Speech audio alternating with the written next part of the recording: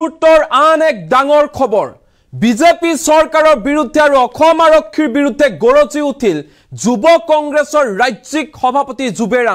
জুবেৰ আনমৰ ফালৰ পৰা কোৱা হৈছে আমি যুৱ কংগ্ৰেছী হয় আমি কাৰুলৈ ভয় নকৰো আমি কাকুকে খাতিৰ নকৰো আমাক যদি জেললৈ পঠিয়াই আমি জেললৈ যাম আমাক যদি গুলি মাৰে আমি মৰিবলৈ সাজু আমি জেললৈ যাবলৈ সাজু আছো আমি শহীদ হবলৈ সাজু আছো তদুপৰি জুবেৰ আনমৰ ফালৰ পৰা স্পষ্ট ৰূপত কৈ দিয়া হৈছে যি সকল আৰক্ষীয়ে আজি আমাক থানাত ভৰাইছে সেই সকল আৰক্ষীয়ে এদিন আমি থানালৈ গলে চকীৰ পৰা থিয় হৈ দিব লাগিব এই মুহূৰ্তৰে ডাঙৰ খবৰ জনাই আছো যুৱ কংগ্ৰেছৰ ৰাজ্যিক সভাপতি জুবেৰ আনমৰ উদাত্ত ভাষণ বিজেপি চৰকাৰে ভয় কৰি পুলিচ লগাই দিছে আমাৰ পিছত আমি যুৱ কংগ্ৰেছ আমি কাকু খাতিৰ নকৰো আমি কাৰুলৈ ভয় নকৰো জুনে যি কৰে কৰি থাকক পুলিচে কৈছে আন্দোলন নহব চৰকাৰে কৈছে আন্দোলন নহব কিন্তু যিমানে তেওঁলোকে আন্দোলন নহব বুলি কব তেতিয়াই আন্দোলন হ'ব যিমানবাৰ আমাক মানা কৰিব বাধা দিব আমি দুগুণ আন্দোলন কৰিম প্ৰতিবাদ কৰিম ভূমিকাৰ প্ৰদান কৰিছে জুবেৰ আনমে পুলিচে যাৰ পৰা অৰ্ডাৰ পাইছে তেওঁলোক এসময়ত যুৱ কংগ্ৰেছৰে প্ৰডাক্ট আছিল সেই কথা পাহৰি নাযাব যুৱ কংগ্ৰেছৰ ইতিহাস পাহৰি নাযাব অসম আৰক্ষীয়ে আজি থানাত থৈছে এদিন চকীৰ পৰা উঠি দিব লাগিব পুলিচে আমি যেতিয়াই থানালৈ যাম এদিন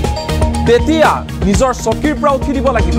আমি একো কথা পাহৰি নাযাওঁ আমি হেৰাই নাযাওঁ কালি পৰহি শাসনত আমিয়ে থাকিম সেই কথা অসম আৰক্ষীয়ে মনত ৰাখক আমি কিন্তু কাকো পাহৰি নাযাওঁ আমি জেল যাবলৈ সাজু আছো আমি শহীদ হবলৈও সাজু আছো যি কৰে কৰি থাকক আমি ভয় নকৰো এনেধৰণে প্ৰতিবাদত অংশগ্ৰহণ কৰি হুংকাৰ প্ৰদান কৰিলে যুৱ কংগ্ৰেছৰ ৰাজ্যিক সভাপতি জুবেৰ আনমে পলম নকৰো শুনোৱা হওক জুবেৰ আনমৰ উদাত্ত ভাষণ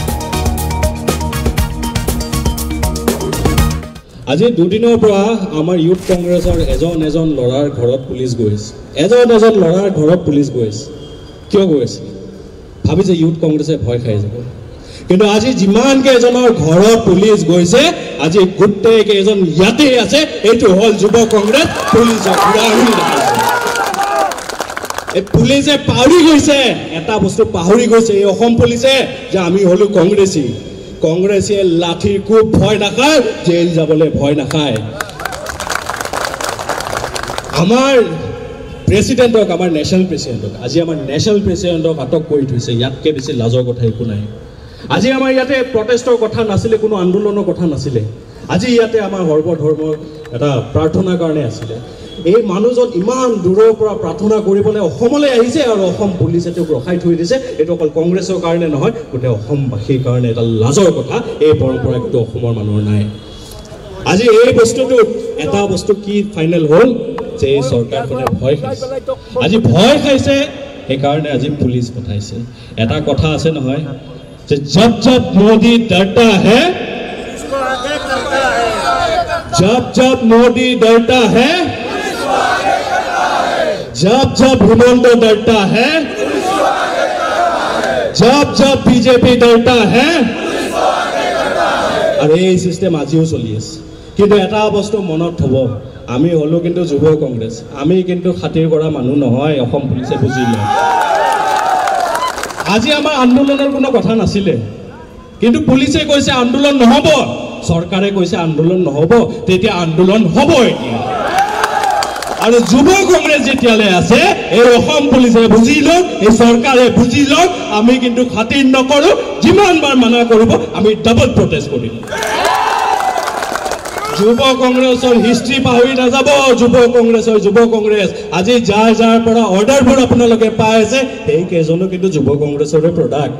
পাহৰি নাযাব আৰু লগতে আৰু এটা বস্তু কৈ দিও এই যোন কেইজন লৰাক আপোনালোকে থানাত থিয় কৰাই থৈছে এই কেইজন লৰা কিন্তু কালি যেতিয়া থানাত যাব আপোনালোকো কিন্তু থিয় হ'ব লাগিব এইটো হল যুৱ কংগ্ৰেছৰ হিষ্ট্ৰী আজি আমাৰ ইয়াৰে লৰা আজি ইয়াতে যুৱ কংগ্ৰেছ হয় কালি কিন্তু এইখিনিয়ে কিন্তু চৰকাৰ চলাব এইটো কিন্তু মনত থব আজি হিমন্ত বিশ্বৰ কথা শুনি আছে ঠিক আছে আজি হিমন্ত বিশ্বৰ কথা শুনি আছে কিন্তু মনত থব হিমন্ত বিশ্বৰ লগত যদি আৰু 20 বছৰ ৰাজনীতিৰ সময় আছে যুৱ কংগ্ৰেছৰ কিন্তু মিনিমাম 50 বছৰ আছে আমিও মনত থম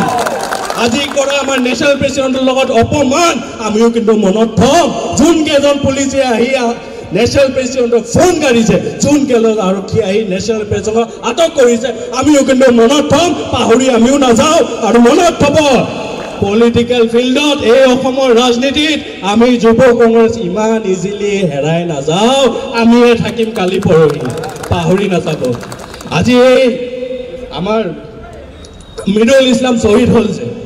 আজি তেওঁ কি তেওঁৰ বাৰ্থডে খাব গৈছিলে নেকি আজি কি কৰিব গৈছিলে আজি ৰাইজৰ হৈ মাত মাতিব গৈছিলে আজি কিহৰ প্ৰটেষ্ট কৰিছিলে আজি স্মাৰ্ট মিটাৰৰ কথা কৈছিলে আজি স্মাৰ্ট মিটাৰটো কি কংগ্ৰেছৰ ইছ্যু নেকি আজি স্মাৰ্ট মিটাৰ কি আমাৰ ৰাজীৱ ভৱনৰ ইছ্যু নেকি স্মাৰ্ট মিটাৰটো হ'ল অসমৰ ৰাইজৰ ইছ্যু অসমৰ ৰাইজৰ ইছ্যুলৈ মাত মাতিব যাওঁতে এই চৰকাৰে কিন্তু তেওঁক হত্যা কৰিছে এইটো কিন্তু অসমৰ ৰাইজে মনত থব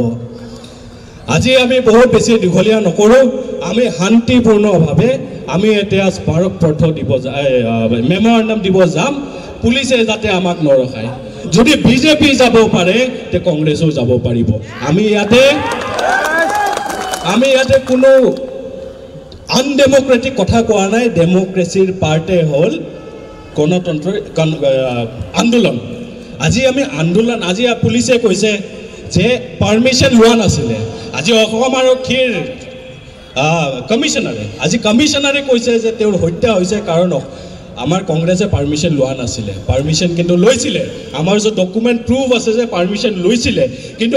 অসম আৰক্ষীয়ে যেতিয়া কৈছে যে পাৰ্মিশ্যন নোলোৱাৰ কাৰণে আজি হত্যা হৈছে তে আজি আমিও কোনো পাৰ্মিশ্যন লোৱা নাই আজি আমিও চাওঁ যে কিমান মানুহক হত্যা কৰে আমিও যে ওলাই যাম যিমান গুলি আছে মাৰক আমি কিন্তু শ্বহীদ হ'বলৈ ৰেডি আছোঁ আজি আছেনে নাই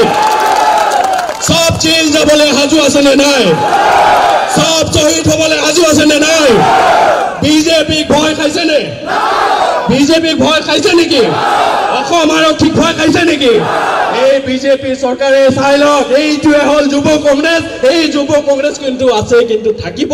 এই 26 পাছত কিন্তু আপোনালোকৰ চৰকাৰ গুচি গ'লে এই মুখ ঠিকনে দেখা পাই থাকিব কালি পৰহি এনেকুৱা হ'ব নালাগে যে এইকেইজনৰ ওচৰতে আহিবলগীয়া হয় আপোনালোকৰ এইটো কিন্তু মনত থব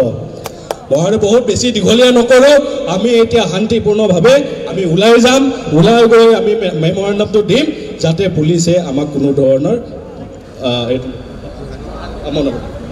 পুলিচে যাতে কোনো ধৰণৰ বাধা আমাক নিদিয়ে আৰু লগতে আমি 1 মিনিটৰ এতিয়া মনোপ্ৰাৰ্থনা কৰিম সকলোৱে 1 মিনিটৰ কাৰণে